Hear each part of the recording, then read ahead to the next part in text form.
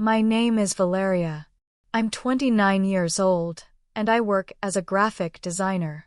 From the moment Clara and I met at 6 years old, our lives intertwined like two vines growing side by side.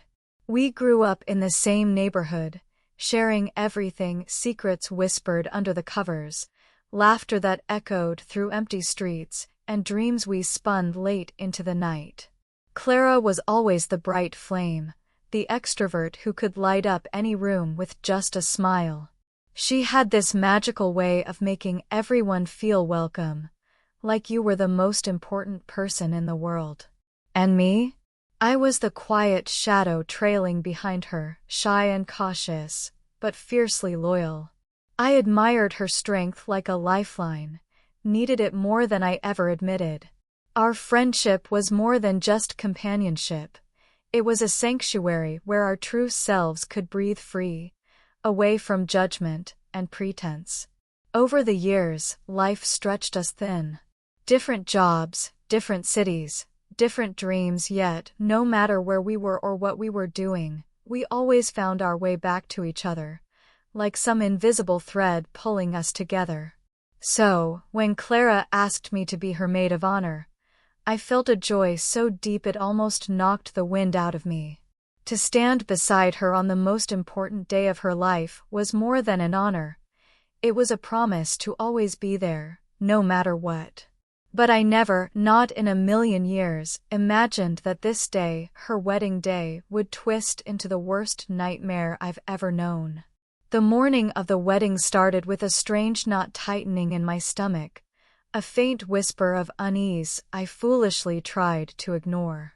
Clara, glowing with excitement, flitted around the room like a butterfly, effortlessly making everyone laugh. But beneath that surface of perfection, something was off, at least for me. As I helped her into her dress, I caught a glimpse of her eyes in the mirror, and for a split second, they looked haunted. That haunting gaze shattered the illusion I'd clung to for years, that everything was as it should be. Then came the moment that shattered me entirely. A whispered conversation overheard, a careless word dropped like a knife. Suddenly, I learned something I was never meant to know. Clara's fiancé, the man she was about to marry, the man I'd smiled for, cried for, trusted, was not the person I thought he was. Behind the polished charm was a darkness, a betrayal so deep it felt like my chest was ripped open. And Clara? She didn't see it. She was blind to it, wrapped up in a fairy tale that was anything but real. The frustration swelled inside me like a storm I couldn't control. How could she not see? How could I protect her when she refused to open her eyes? I felt helpless, trapped between the agony of watching the woman I loved walk blindly toward ruin, and the crushing weight of silence. Speaking out would mean shattering her happiness, breaking a bond we'd built for over 2 decades. Staying quiet would be a betrayal, a sin against the very foundation of our friendship. That day, as I stood by her side, my heart was breaking piece by piece with every smile she gave, every vow she repeated. I wanted to scream, to warn her, to beg her to stop, but all I could do was wear a mask of happiness while inside I was crumbling. Watching her dance, radiant and unaware, I was drowning in a sea of sorrow and frustration. It's ironic how the people who mean the most to us sometimes can hurt us the deepest, not by their actions, but by their blindness. That night, alone in my room, tears burned my cheeks as I wrestled with a gnawing despair. I had lost her not just to a man, but to a future I couldn't accept. The weight of betrayal was heavy, but heavier still was the loneliness that crept in, whispering that maybe, just maybe, some bonds aren't as unbreakable as we hope. So here I am now, a ghost in my own story, haunted by the past and terrified of the future. I never thought that loving someone could hurt so much, that protecting them could leave you feeling so utterly powerless. And yet, Maybe that's what friendship really is, an imperfect, painful dance between hope and heartbreak. The bachelorette party was meant to be a beautiful celebration, a night filled with laughter, tears of joy, and dreams whispered into the warm summer air. Clara had rented a large, charming house by the lake, a place bathed in soft moonlight and surrounded by tall, silent trees. It was perfect, really the kind of setting where memories are made, where friends come together to honor love and friendship. Around us were Clara's closest girlfriends, all glowing with happiness, sharing stories about the past and plans for the future. I brought Marco with me, my boyfriend of 2 years, a man I believed was honest, loyal, and devoted. Our relationship felt steady, like a quiet harbor in a stormy world. I trusted him completely. I trusted Clara completely. As the evening wore on, the music grew louder and the atmosphere shifted. The initial polite conversations dissolved into bursts of laughter, clinking glasses, and playful teasing. Everyone was letting go, the weight of everyday life lifted for a few precious hours. I felt a surge of gratitude for the moment, for the friendship we had, until I felt the sudden need to escape the crowd, to catch my breath and calm the fluttering unease in my chest. I slipped away from the laughter and warmth, wandering down a dimly lit hallway toward the bathroom to find some air. But then I heard it, soft giggles, murmurs almost too quiet to catch. A strange mix of curiosity and dread drew me closer. I paused, heart hammering, and carefully cracked the door open just a little, enough to peek inside. And then I saw them. Clara and Marco, caught in a kiss so intense it felt like a punch to my gut. My world shattered in that instant. The air left me breathless, and I stood frozen, unable to process the scene unfolding before me. It was like watching a nightmare in slow motion. Clara, the woman I had loved like a sister, the one who had stood by me through every heartbreak and triumph, was betraying me with the one man I had trusted above all. I don't think I ever realized just how sharp betrayal could cut until that moment. It wasn't just Marco's kiss that broke me, it was Clara's betrayal, the one I never saw coming, the one that made my chest feel like it was being ripped apart from the inside out.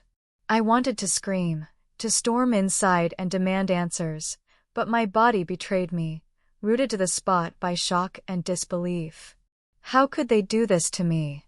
How could my best friend, the person who promised she would always be there, share a secret like this with the man I loved?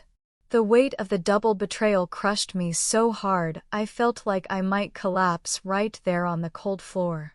My mind raced, every memory of laughter, of whispered dreams, suddenly twisted into a cruel lie. The pain was overwhelming, but so was the fury. I felt furious at Marco for his lies, for the betrayal of our relationship, for destroying the trust one had given so freely. I was equally furious at Clara for shattering the sisterhood I thought we shared, for choosing deception over honesty, for turning her back on me in the worst way possible. It was a betrayal that cut deeper than words, deeper than I had ever imagined betrayal could reach.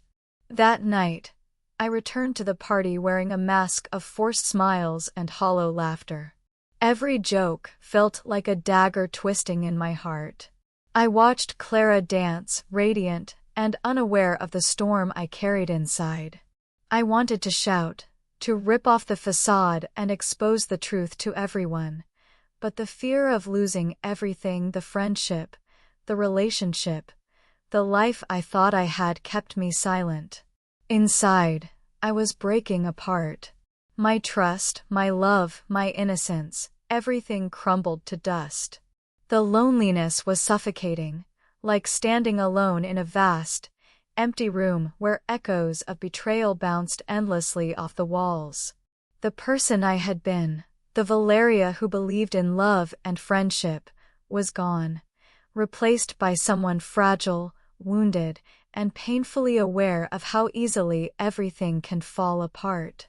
And the worst part? Knowing that even after all this, Clara would still walk down the aisle with him, while I stayed in the shadows, holding pieces of a shattered heart, hoping somehow, someday, I might find the strength to forgive not just them, but myself. My hands trembled uncontrollably, fingers icy and weak as if all the strength had been drained from me. My heart was racing, wild, desperate, beating so fast it felt as though it might shatter my ribs. Tears began to spill, unstoppable, burning hot trails down my cheeks. I stood there, frozen in the dim hallway, clutching my chest as if holding it together could somehow contain the agony erupting inside me. How could she?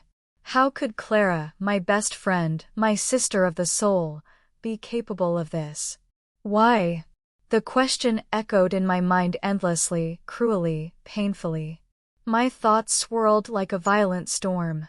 Memories of childhood secrets, of sleepless nights spent whispering dreams, of promises exchanged when life seemed simpler and kinder, all of it now tainted, ruined. I felt like I was dissolving from within, fragmenting into 1,000 sharp pieces too broken to put back together.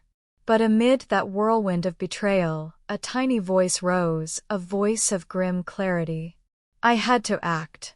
Even as my throat tightened with the urge to sob aloud, I pulled out my phone, hands trembling so much I nearly dropped it. With shaking fingers, I silently recorded the scene through the cracked door.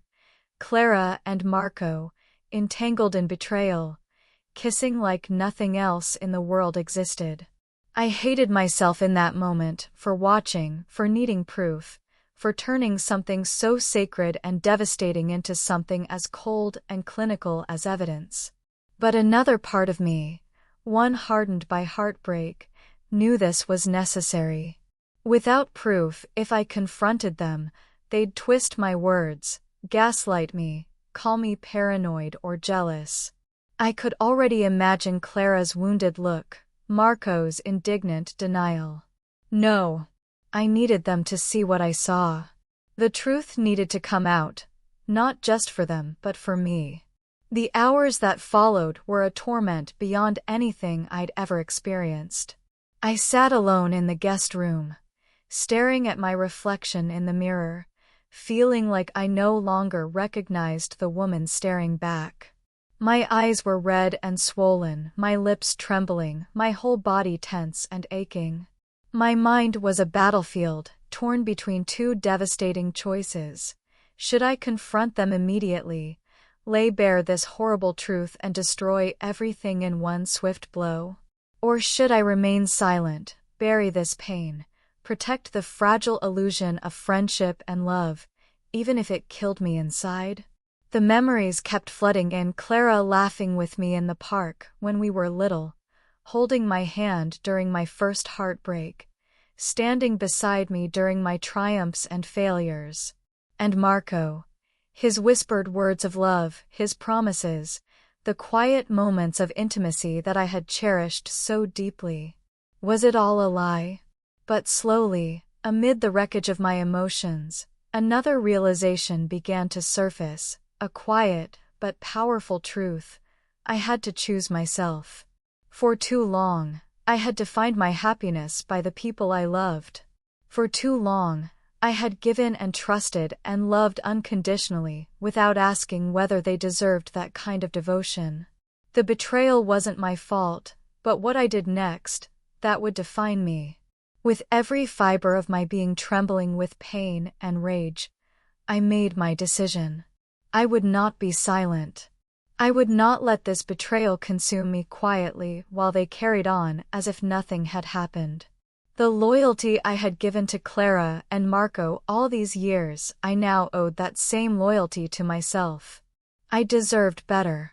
I deserved honesty. I deserved respect. So I dried my tears as best I could, though they kept threatening to fall again, and steadied my breath. I rehearsed my words in my mind, not cruel or vengeful, but honest and resolute. I would confront them both, calmly but firmly. I would show them what I had seen.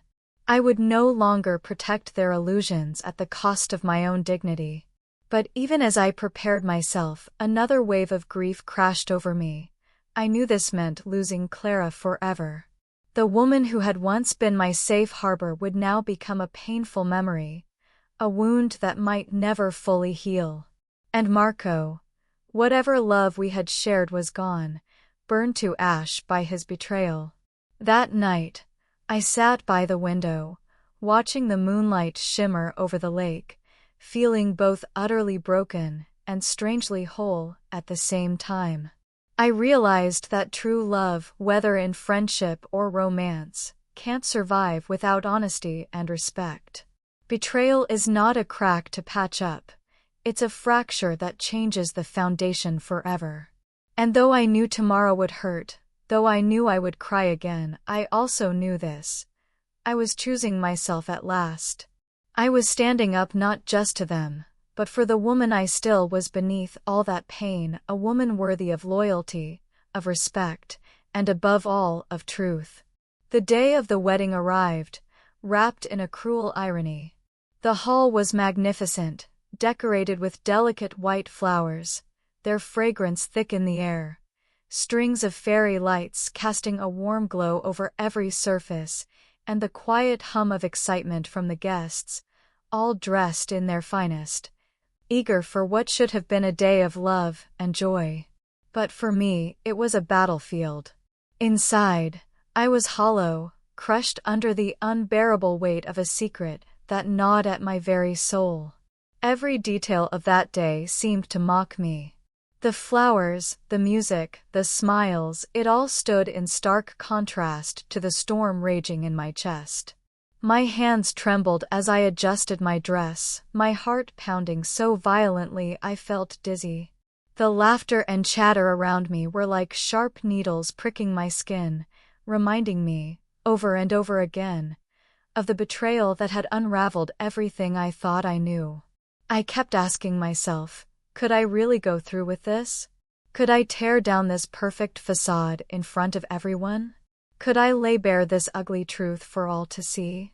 My mind screamed at me to run, to bury the pain, to swallow the betrayal, and let them have their day. But my heart, the broken, bleeding heart inside me, knew I couldn't. Not anymore. When Clara and Marco stood at the altar, framed by candles and soft music, all eyes turned to them, glowing with admiration, hope, and belief in the story they were about to write together. I stared at them, my throat tight, my chest heaving as the moment approached. Marco's hand rested gently on Clara's, their smiles carefully composed, as if their souls were spotless. But I knew better. The officiant's voice echoed in the silence as he prepared to begin the vows, and that's when I felt it, a surge of clarity, of strength born from heartbreak. I could not let this lie live. I could not let them stand there, cloaked in falsehood, while I withered inside. With trembling fingers, I reached into my bag and pulled out my phone, the same phone that carried the damning proof of what they had done. My voice shook as I called out, interrupting the ceremony. "Excuse me. I need to say something." A hush fell instantly, hundreds of eyes snapping toward me, their curiosity quickly morphing into confusion. Clara turned, her eyes meeting mine, and in that instant, I saw it, a flicker of fear behind her perfect bride's mask. My hands trembled, but I forced myself to walk forward, all the way to the front. With the press of a button, I connected my phone to the projector. And then, as the screen behind the altar came to life, their betrayal unfolded for everyone to see. There it was, Clara and Marco, kissing passionately in that dim bathroom during her bachelorette party. The image was damning, undeniable, and devastating. The silence that followed was absolute, a suffocating, heavy silence that seemed to stop time itself. Then came the horrified gasps, the stifled sobs, and the hushed whispers spreading like wildfire through the crowd. Clara stood frozen, her face drained of color, her lips trembling, her eyes wide with shock and tears welling rapidly. Marco paled too, but quickly looked down, unable to meet anyone's gaze. My breath was ragged, but I found my voice shaky, raw, and loud enough for everyone to hear. "How could you?" I asked, my words dripping with every ounce of betrayal I felt. "How could you do this to me? To all of us? Clara, I was your friend, your sister, and this is how you repay that love. And you, Marco. I gave you my heart." My voice cracked as the pain surged through me, but I kept going. "Did either of you even think of me? Of what this would do? You both stood there and lied to my face, while pretending this day would be about love." And then, unable to hold back the flood of emotions, I turned and fled. Tears streamed freely down my face, blurring the twinkling lights and elegant decorations as I pushed through the stunned crowd. The sound of my heels on the marble floor was deafening, the cold air outside hitting me like a slap as I finally escaped into the night. Behind me, chaos erupted. The scandal had burst like a grenade in the heart of the wedding. I could hear the rising murmur of guests, the sobbing of Clara's mother, the harsh whispers of judgment and disbelief. The perfect day Clara had dreamed of had collapsed in an instant. Her humiliation was complete, played out in front of everyone she cared about. But in that moment, despite the vengeance served, I felt no triumph. Instead, I felt emptier than ever. Her public disgrace was nothing compared to the private, cavernous wound left in my heart. I had exposed them, yes, but I was the one who walked away alone, my trust destroyed, my innocence lost, my soul aching in ways I didn't yet know how to heal. As I stood outside, staring at the dark lake shimmering under a full moon, I realized something profound and devastating. Even when you reveal the truth, even when you find the courage to confront betrayal, healing doesn't come instantly. The damage remains raw and deep. I would have to face the long road ahead, step by painful step, learning how to rebuild not just my life, but my sense of self too. And as tears continued to fall, mixing with the cold night air, I promised myself that I would survive this. That one day, this heartbreak would no longer define me. After that day, everything changed. The rupture was too deep, too raw to mend with mere words. Clara called me countless times, her voice cracking with tears, her messages a river of apologies and pleas for forgiveness. She said she hadn't meant for it to happen, that it was a mistake, that she valued our friendship more than anything. But I couldn't. I wouldn't go back. The damage was done, irrevocable, like glass shattered on the floor. No matter how carefully you try to piece it together, the cracks remain, visible and sharp. Marco vanished as quickly as he had once slipped into my life, like a ghost who never really belonged. There were no calls, no explanations. In some twisted way, I was grateful for his silence. It spared me the torment of hearing more lies from his lips. The betrayal they shared left a scar that throbbed with every memory, every reminder of what once felt so genuine and safe. In the days and weeks that followed, I withdrew from the world, cocooned in my grief. My apartment became both my refuge and my prison, its silence deafening, its shadows filled with echoes of the laughter and moments I once shared with Clara and Marco. I replayed everything in my mind obsessively, every word they had said, every smile, every glance exchanged between them in my presence. Had there been signs? Had I missed the subtle betrayals blooming in plain sight? That self-torment was a cycle I couldn't seem to escape, questioning myself, doubting my worth, wondering if I had been foolish, naive, blind. At night, the weight of loneliness pressed down so heavily it was hard to breathe. My pillow soaked with tears, my mind restless and consumed by what-ifs and whys that had no answers. But even in that darkness, cracks of light slowly began to appear. My family, always patient, always present, stood by me quietly, never pushing, simply offering their presence when I couldn't even articulate what I needed. And a few friends, the real ones, reached out without judgment, reminding me gently that I wasn't alone, that this pain didn't define me, and that I could come through it. It didn't happen quickly. Healing is never swift, it creeps forward, hesitating, sometimes slipping backward before finding a firmer footing. But little by little I began to reclaim small pieces of myself. I started to go outside again, first for brief walks, then lingering a bit longer, allowing the sun to touch my skin, the breeze to clear my thoughts. I returned to my work, rediscovering comfort in creativity, in the act of designing and bringing beauty to life again, even if my own heart still felt heavy. There were days when grief ambushed me out of nowhere, a song playing in a cafe, a glimpse of a couple laughing in the street, a reminder of a joke Clara and I used to share. On those days, I allowed myself to feel it, to cry if I needed, but I refused to drown in it. I began to understand something profound. Forgiveness isn't about excusing betrayal or pretending it didn't hurt. It's about setting myself free from bitterness, from anger, from the constant ache of resentment. Forgiving them didn't mean welcoming them back into my life or trusting them again. It meant unburdening myself so I could breathe, without the weight of their choices pressing on my chest. And in that journey, I also learned to value myself more deeply.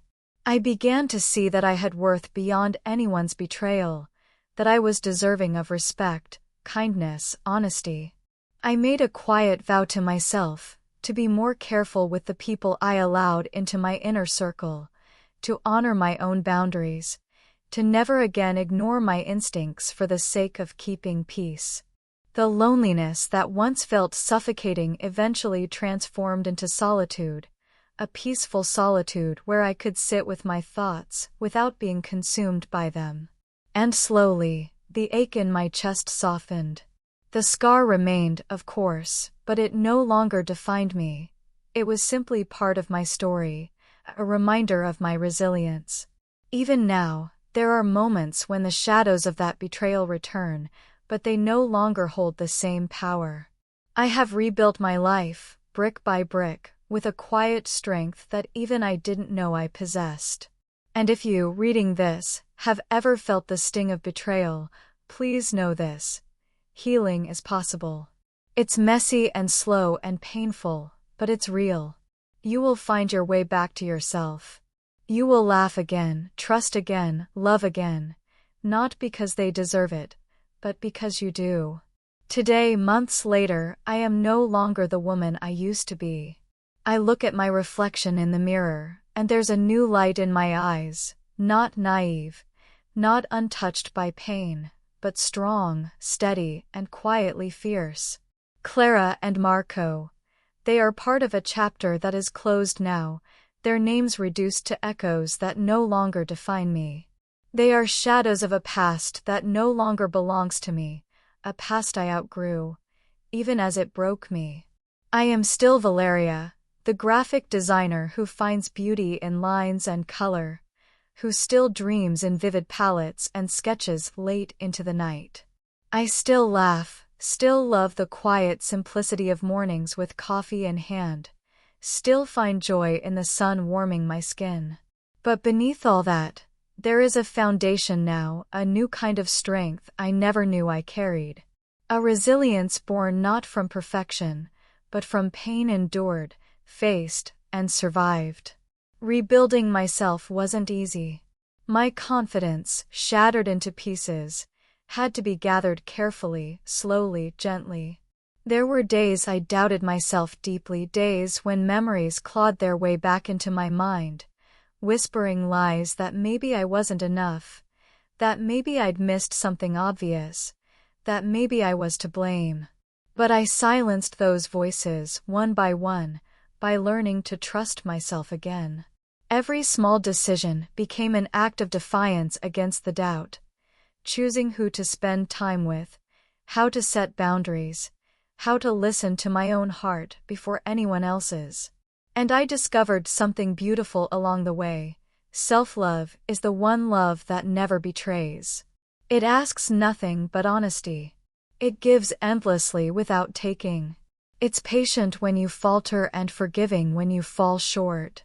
I realized that if I could anchor myself in love for me, truly me, then no betrayal could ever undo me again. No one else would ever hold the keys to my worth. There are scars, of course. Some wounds never vanish completely. Sometimes I run my fingers over them, metaphorically, emotionally, and I still feel the sting of that night, of that betrayal, of that heartbreak. But those scars, they have become my proof. Proof that I survived. Proof that I rebuilt. Proof that I walked through fire and emerged, not unburned, but alive, wiser and unbreakable. I cherish my solitude now, not as loneliness, but as sacred space. I am more careful, yes. I choose better. I am gentler with myself and more selective with those I allow into my life. And far from making me bitter, this journey has taught me grace. I don't wish Clara or Marco harm. In some strange way, I thank them. Their betrayal was a crucible that forged a new version of me, a woman who knows her worth, who loves herself fully, and who will never again allow anyone to diminish her light. I know the future is still uncertain. I know love may come again, and when it does, I will welcome it, but not from a place of need or desperation. I will love from wholeness, not emptiness. I will give, but never lose myself again. And so, here I stand, the new Valeria. Stronger, wiser, softer in all the right ways, fiercer in all the necessary ones. The scars on my heart are no longer signs of damage. They are marks of survival, growth, and transformation. They remind me daily that I am capable of weathering even the worst storms. If you, reading this, are still in your storm, if you're still drowning in betrayal or heartbreak, please believe me when I say, it gets better. Not all at once and not without pain, but slowly, steadily, you will rebuild yourself. And when you do, you will carry a power you didn't know you had. The journey isn't easy, but it's worth every single step. I am living proof.